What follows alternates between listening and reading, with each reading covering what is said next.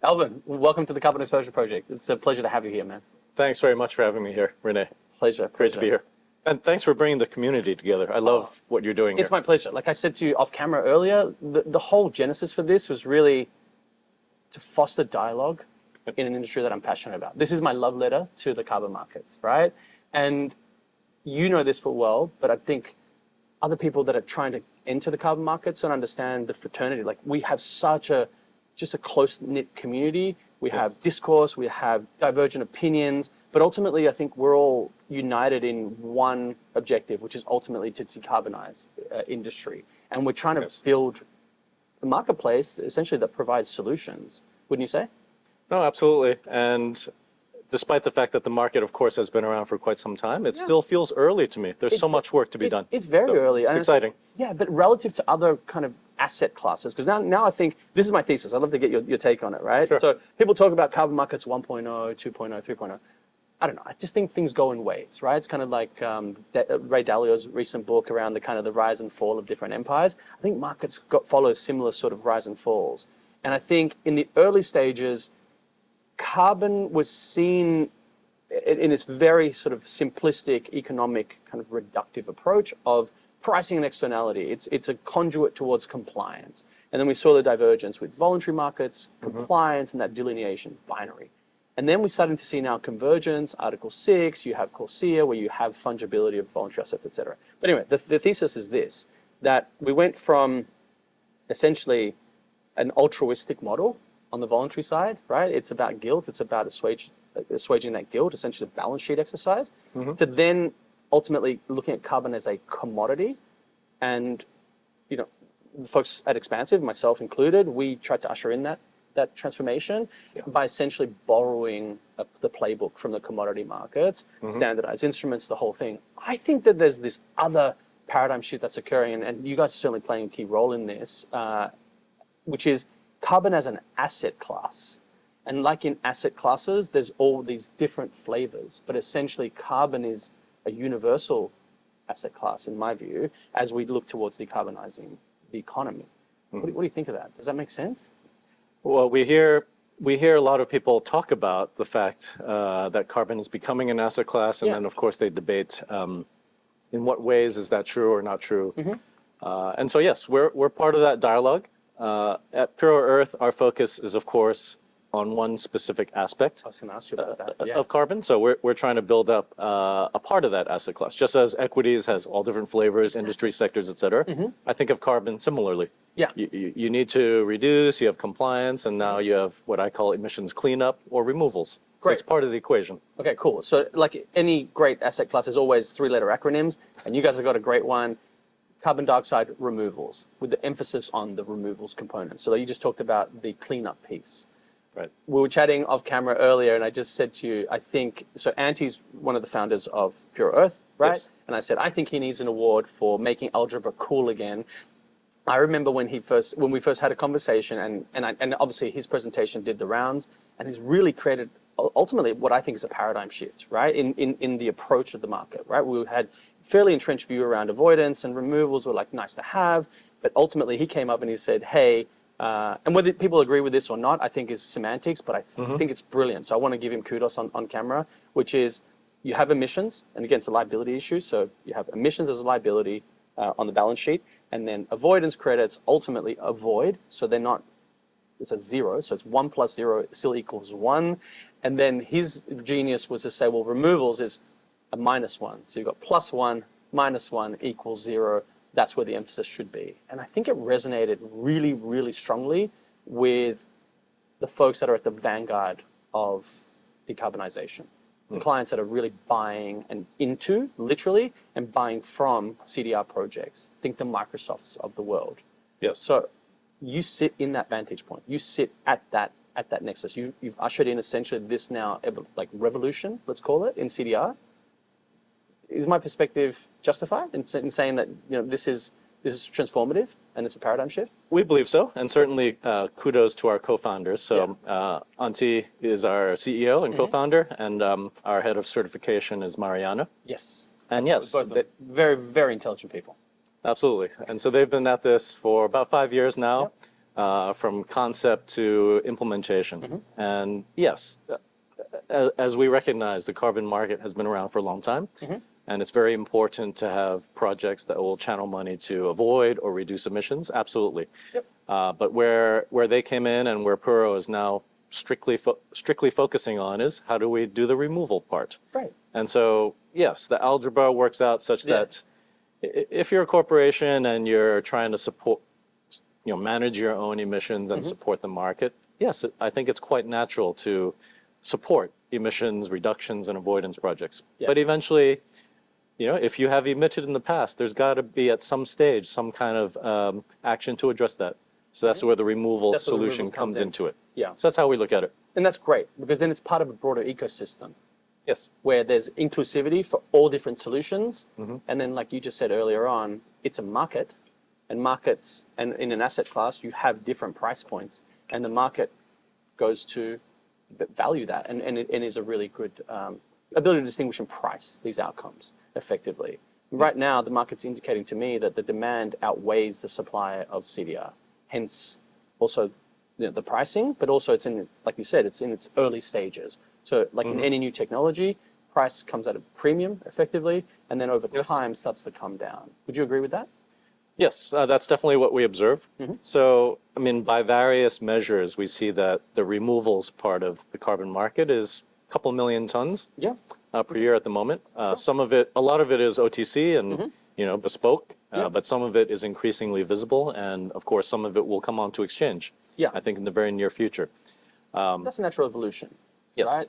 Essentially, because supply is constrained, it's essentially exotic. And then that OTC or that bilateral transaction is the natural component. But as the supply starts to build and there's now diffusion of that distribution signal, now you have other participants and then you have secondary market trading, which then leads on to exchanges and other formats. Yes. Right?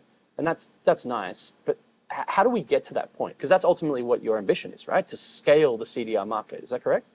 So Definitely. How do we get there? Definitely, we need scale, and to bring together the scale and price points that you raised. So yes, research indicates there's a couple million tons of removals already, as compared to I would say hundreds of millions of tons or even billion tons of. I think we on Vera the clock ticked over 1 billion VCUs late last year, I believe it was. Yep, very good. Yeah. So obviously, removals is a interesting and increasingly significant, but still small relative to the rest of the market. Sure.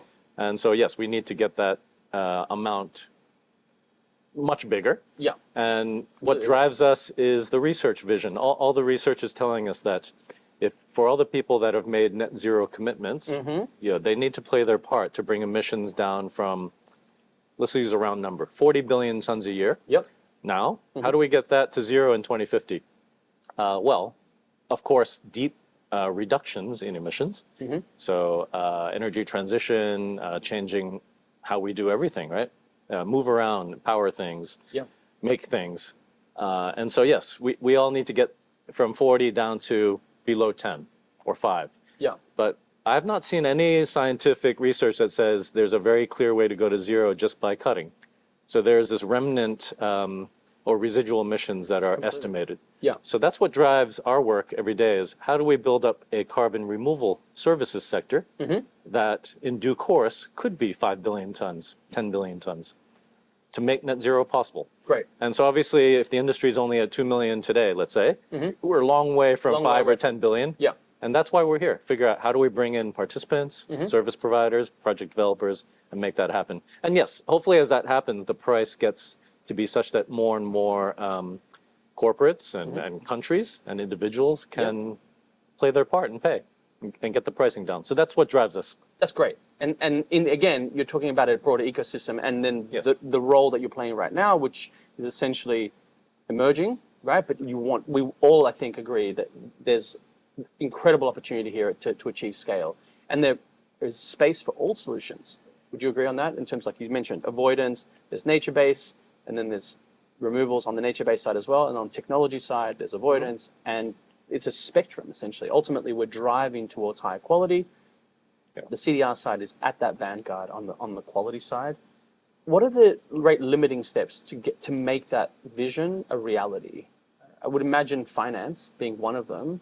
I think maybe I'm projecting here, but it seems the IRA in the US, so in terms of stimulus, has directed a pretty significant number, measured in billions of dollars, towards CDR, basically, removals, industry. You talked about a services ecosystem. What about the underlying infrastructure, the pipelines, the technology, all of this other stuff? It's being essentially stimulated by the government in the US.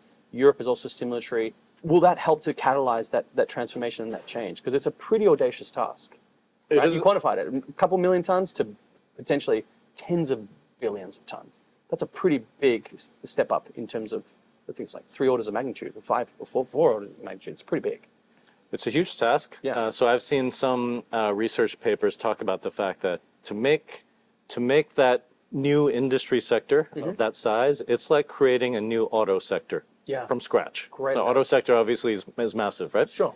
But it happened. And it happened over, what, 100 years? Yeah, sure. So you need to and there do were all that iterations as well. Right? with iterations. Exactly. Yeah. So now you want to create an industry of that size, but in 2 decades, 2+ decades. So obviously everything moves faster now, but that's still a breakneck That's still pace. breakneck space. Yeah. So you need everything to happen for that. You need government support. You need capital, obviously. Okay. You need people to take risks. So you need entrepreneurs to get out there to get these projects going for carbon removal. And we see a whole range of those kinds of people. Some are your classic entrepreneurs, but some are corporations who say, hey, we have the know-how. How do we take our know-how That's really and important. create a new venture within our large established corporation? So essentially, Can you give me an green example ventures. of that green ventures approach? Because that's really important. I see that thematic emerging on the VC side, right? Traditionally, it was a group of folks that were had built businesses and essentially then went into the VC side of things. But now there's corporate ventures. It represents a huge amount of capital that's being allocated. Yes. So can you give me an example of that, how it translates to CDR? Sure. I mean, I can highlight a few areas where established corporates are doing things. You know, whether they Let's do that. package it as CVC or not, they may or may not label it that way. Sure. But in no But it's particular stimulatory and it's innovative, right? Essentially capital allocation. Yep. So in no particular order, I'd highlight a few areas. So for example, you see Mitsubishi Corp. They have, within their multiple business lines, they have a team that's specifically focused on decarbonization. And they're involved with all different parts of the carbon market. But then one part of that team is focused on CDR. So they're looking for who's building the tech. Can Mitsubishi work with them? Bring them to market, stimulate, right? So that's one example. And of course, it's well known that Mitsubishi and South Pole are sourcing partners for a very large CDR buying consortium called NextGen CDR Purchase Facility. What's the size of that purchasing power? I believe the commitment that they made was 1 million tons of CDR purchases during this decade. Wow. And there are 5 buyers there, right? Yep. UBS, Swiss Re, LGT, BCG, and Mitsui OSK Shipping Lines. Wow. So that's one example of corporate action. Another interesting one. That's roughly, I mean, based on today's prices, it's $500 million to $1 billion. Correct? Is my maths? It could be, yeah. Depends on the scale, what and they're size looking and at. the timing. Sure. Different methods. We can drill into that if you're interested. Some other areas that we've seen were interesting were, for example, Bayer. Right? Yeah. Bayer has multiple business lines, but one of them is agri. Yeah, sure. And so they That's where saw. my wife started her career, Bayer Crop Science. Yeah, very good. And so one of the things that they see is, of course, how do you decarbonize the core business? But then they're also supporting biochar, for example. Great. Right. So by supporting biochar projects, you get that into the land that's complementary with their existing agribusiness. Core business, yeah. And so that's an example. We've seen some other interesting ones. ThyssenKrupp, also Germany, where they were able to support pyrolysis and biochar manufacturing in a synergistic way. So, for example, they can take the heat that's coming off of that pyrolysis process. Great, like a waste heat recovery. Yeah, type of so they approach. use that to Fantastic. reduce energy usage. Great. And then likewise, that stimulates biochar development by their partner, which I think is Novo Carbo in that case. So a lot of interesting things there, but I think we'll see more over time. It's like a really thriving ecosystem again, to really kind of rehash that word constantly. But ultimately, like you said, there's different roles for different people, and we need to be doing everything all the time, essentially, right? In terms of solution sets. So that's fantastic. That's great. So thank you for that.